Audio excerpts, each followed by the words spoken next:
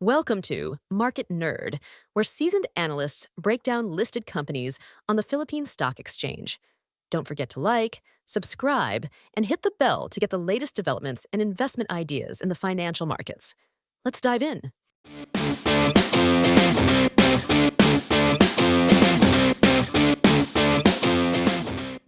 Welcome to the deep dive. You're probably looking to get a handle on Globe Telecom's latest financials without wading through stacks of report. Yeah, exactly.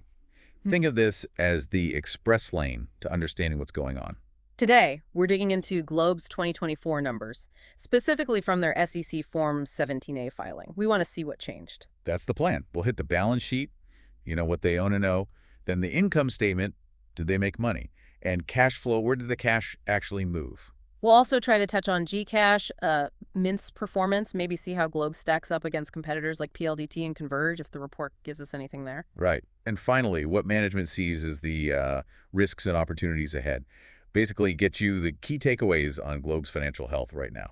Okay, let's jump right in. Balance sheet first. What were the main shifts between 2023 and 2024? Well, overall, things look generally positive. Total assets climbed about 4%, went from roughly 612 billion pesos to 634 billion. Okay, moderate growth there. What about debt? Interestingly, total debt actually nudged down slightly, very slightly, from 249.96 billion down to 249.46 billion. So basically flat. Flat debt, but assets up, so equity must have improved. Exactly. Total stockholders' equity saw a decent 5% increase, up from about 160 billion to nearly 168 billion pesos.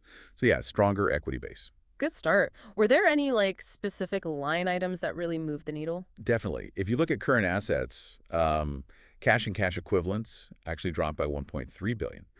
Less cash on hand. Yeah, but on the flip side, trade receivables were up 1.6 billion. The report says that's mainly from non-telco receivables. Okay, so maybe from their other ventures. Could be. Contract assets, that's money earned but not billed yet. They decreased by about 780 million, some billing, some impairment, writing down the value a bit. Right. But that was partly offset by new contracts, like for bundled phones. Oh, and inventories were down too by over 400 million. Seems like they were moving a lot of stock. Okay, so some moving parts in the short-term stuff. What about the big long-term assets and liabilities? That's where those tower deals might show up, right? Absolutely. This is where you see a major shift. Property and equipment, net of depreciation, it really jumped. Went from 288.6 billion all the way up to 395.6 billion. Wow, that's a huge increase, over 100 billion pesos. Huge. And it's directly linked, as you said, to additions and reclassifications around the tower sales and leasebacks. They bought towers, then sold them, but the accounting gets complex. Got it. So if they sold towers but are leasing them back, did lease liabilities also go up? Precisely. Lease liabilities also net shot up significantly too, from around 86 billion to almost 113 billion pesos. So they swapped tower ownership for lease obligations. Less fixed assets on paper in some ways, but more long-term rent payments. That's the trade-off, yeah. Frees up immediate capital from the sale, but creates those ongoing lease expenses. It's a big strategic shift you see right there on the balance sheet. Definitely a key takeaway. Okay, let's pivot to the income statement. How did the revenues and the actual profit look year over year? Revenue side is kind of a mixed bag, but positive overall. Mobile service revenues, the core business, grew 4%. That's up from 112.4 billion to 116.7 billion pesos. And what's driving that mobile growth? Still data. Oh, absolutely. Mobile data revenue was the engine, up a solid 7%. That growth was crucial because it offset declines elsewhere. Like voice and text, I imagine. Exactly. Mobile voice was down 6%, and mobile SMS took a bigger hit, down 16%. People just aren't texting or calling as much, It's all data. Makes total sense. What about their other big lines, like home broadband? Home broadband revenues actually dipped 5% overall, landing at 23.8 billion. The report says this is mainly customers migrating off older tech onto fiber. Right, the push to fiber. So did fiber revenue itself grow? It did, yeah. Fiber revenues specifically were up 2%. And here's something interesting they highlighted. Q4 2024 saw sequential growth in home broadband overall. First time in, 13 quarters. Oh, okay. So maybe the fiber strategy is finally starting to turn that segment around. A positive sign, at least. Could be. It indicates, maybe a recovery trend like they hoped. And Corporate data looks strong too, up 10% to 15.2 billion. So good growth there. Okay, so mobile data and corporate data strong. Home broadband showing maybe some green shoots in fiber despite the overall dip.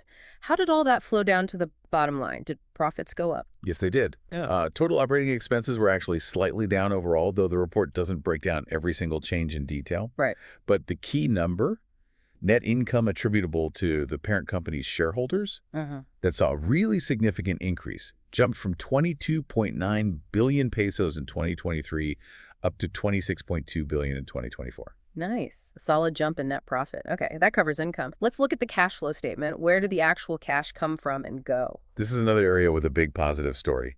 Net cash from operating activities. It absolutely surged. Went from just 14.3 billion in 2023 to 66.0 billion in 2024. 66 billion. That's a massive improvement. What drove that? Primarily, it was better working capital management, managing receivables, payables, inventory efficiently, and also just collecting more cash from customers. Yes. So operations were generating a lot more cash. That's very healthy. So what did they do with all that cash? Investing activities. Well, net cash used in investing activities also increased quite a bit, from 18.8 billion used in 2023 to 35.6 billion used in 2024. Okay, so spending more on investments, mostly on... Mostly on property and equipment again. Network upgrades, probably related to those tower deals before the final sale part. But this outflow was partly offset by the cash they got from selling the towers. Right, the proceeds from the sales. Got it. And the last piece, financing activities. Debt, dividends. Debt cash used in financing activities also went up, from 2.2 billion used in 2023 to 25.3 billion used in 2024. Another big jump in cash going out. What was that mainly? The report mentions dividend payments being a factor and changes in borrowings. They also noted receiving a dividend from ECPay, about 500 million pesos, which is an inflow in that section. Okay, so strong cash from ops, but a lot going out for investments, likely network and towers, and financing activities like dividends. Interesting flow. Now, Gcash or Mint, everyone wants to know about that. What does this report tell us? Well, it's not a full breakout of Mint's financials, unfortunately. But note 19.2 talks about transactions with subsidiaries, including Mint. Okay, what does it say? It shows the expense GLO booked related to its dealings with Mint. That actually decreased slightly from about 3.5 billion pesos down to 3.3 billion. Okay. Any other clues? Yeah, it also mentions the outstanding Gcash wallet balance held by Globe.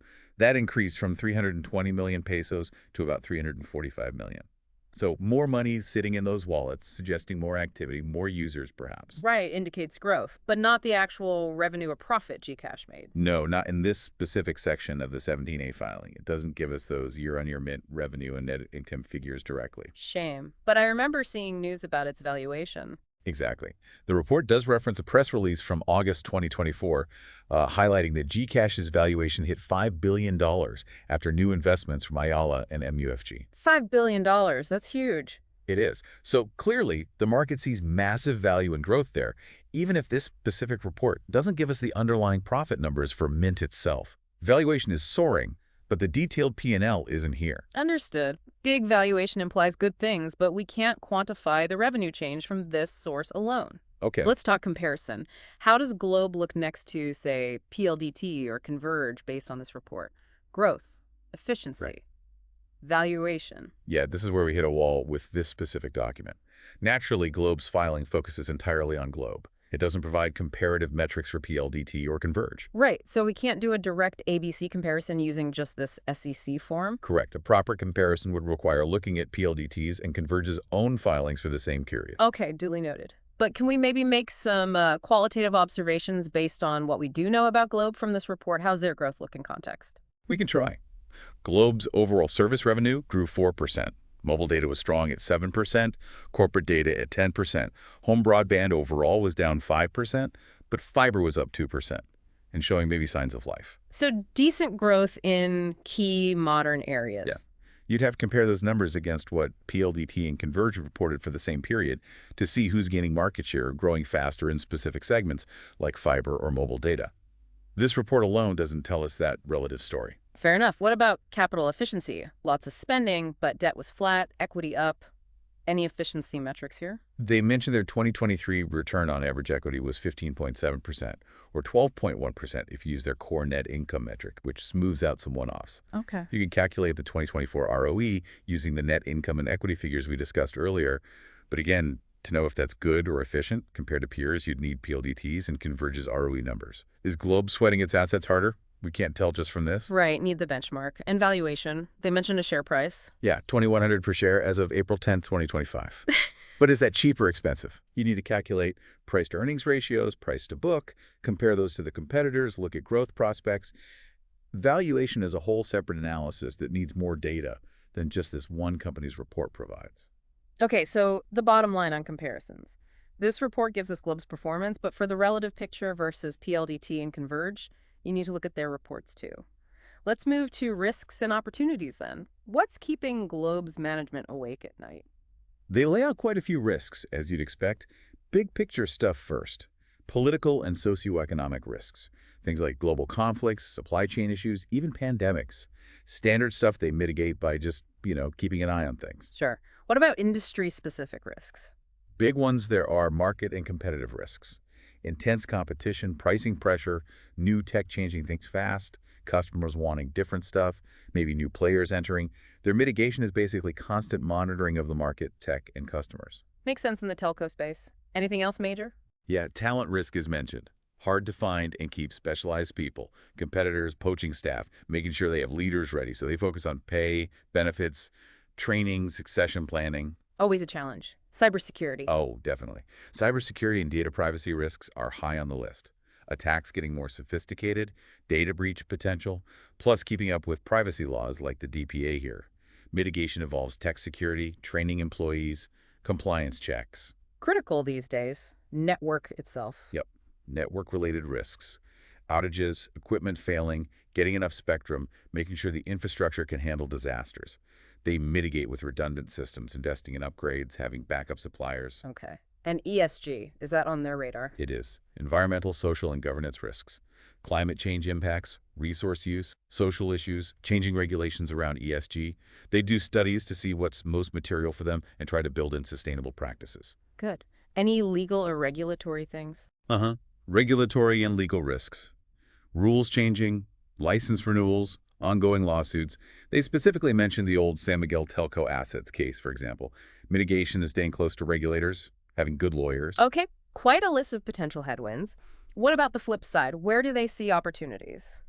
Well, a lot follows from the revenue trends we saw. Clearly, the ongoing growth in mobile data, up 7%, is a huge opportunity they'll keep pushing. Naturally. And the demand for high-speed internet. Even with the overall broadband dip, the fiber growth, 2%, and that recent quarterly uptick suggest a big opportunity in capturing the shift to fiber. Plus, corporate data growing at 10% is another key area. So core and adjacent telco services, are they looking beyond that? Absolutely. The report implies big opportunities in their non-telco ventures through subsidiaries like Astacom, 917 Ventures, which houses Consultum MD, and Kickstart Ventures. They're in fintech, health tech, ad tech, logistics, venture capital. The report mentioned non-telco receivables were up, remember. Right. So that diversification seems like a key strategy. Seems like it. Plus, potential in their data center business with STT GDC, the sustainable transport stuff with Gogoro Philippines, and using data analytics for marketing via companies like AdSpark. Lots of irons in the fire beyond basic phone and internet service. It sounds like a deliberate push into becoming a broader digital solutions group. Okay, finally, did management give any specific hints about the future? Any forward guidance? They gave a few interesting signals. They explicitly called out that Q4 sequential growth in home broadband, saying it indicates a clear recovery trend in line with Globe's guidance.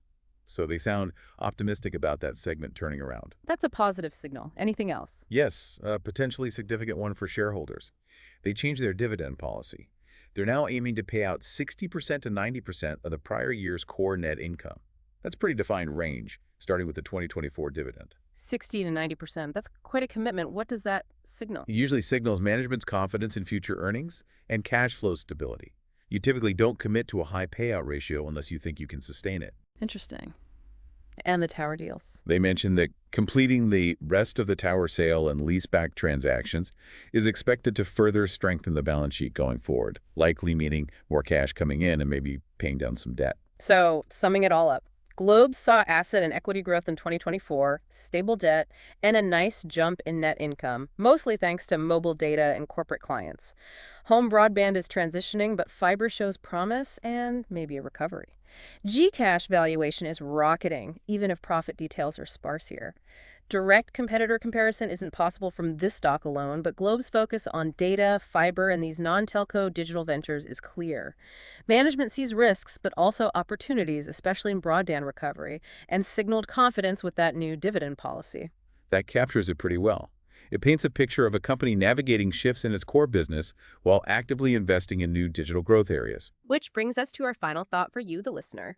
As Globe balances its traditional telco roots with these newer, potentially faster-growing digital services, how do you think that mix will ultimately shape their future? Will these new ventures become the main growth engine, or will the core business remain dominant? And what other questions does this deep dive raise for you about Globe and the future of telcos in the region? Something to mull over. Liked what you heard? Drop a comment, like, and share this episode. Hit subscribe and tap the notification bell. We've got more insightful market ideas coming your way. Catch you on the next one.